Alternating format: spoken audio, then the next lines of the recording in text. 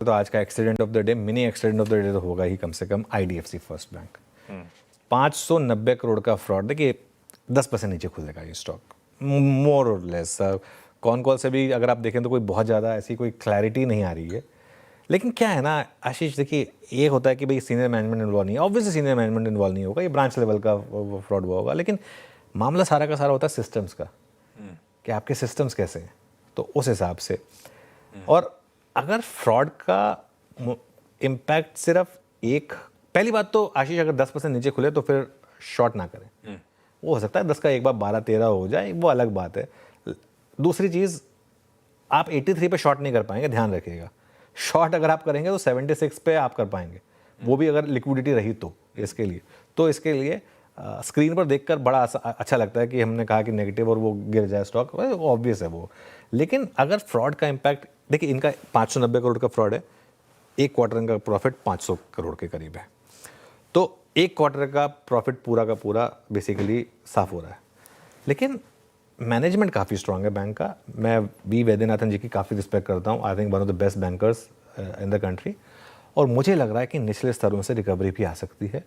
और मुझे ये लगता है कि पोर्टफोलियो इन्वेस्टर्स जो खास तौर से इस बैंक ने काफ़ी आउट परफॉर्म किया है पिछले 12 महीने में, मुझे लग रहा है वो लोअर लेवल पर बाइंग करेंगे। अगर उन्हें कॉन्फिडेंस है कि ये सिर्फ एक 1 क्वार्टर इम्पैक्ट तक ही सीमित है और सिर्फ एक वन ऑफ है, देखिए गलतियाँ सबसे होती हैं, और सिस्टम अगर आप सुधार लेंगे कर लेंगे तो मार्केट आपको मौका देगा दोबारा। तो ये कोई येस बैंक या ग्लोबल ट्रस्ट बैंक वाला मामला नहीं है। ये एक पर्टिकुलर ब्रांच में पर्टिकुलर एक जगह पर एक हुआ फ्रॉड है, वो उसको उसी तरीके से देखें। लेकिन हाँ, आज प्राइस डैमेज तो होगा सीवियर, इसमें कोई डाउट नहीं है।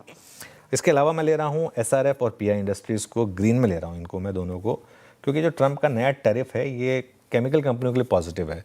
ऑटोज़ वगैरह पर तो वही टैरिफ रहेगा जो सेक्टर स्पेसिफिक टैरिफ थे, लेकिन यहाँ पर इनको एक ऑपरेटिंग लेवरेज की पॉसिबिलिटी रहेगी और एक्सपोर्ट वॉल्यूम में 20 से 25% की रिकवरी की एक पॉसिबिलिटी रहेगी। स्टॉक काफ़ी गिरे भी हैं वैसे भी, और अमेरिका का केमिकल एक्सपोर्ट कुल भारतीय एक्सपोर्ट का 20% है।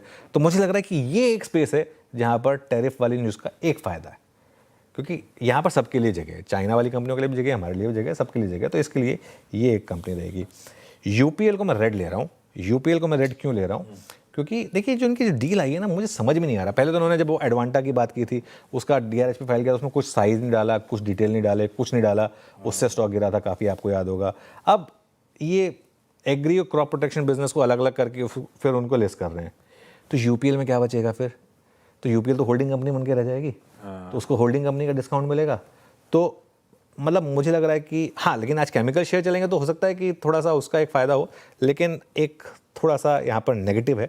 इसके लिए यूपीएल को मैं आज रेड ले रहा हूँ।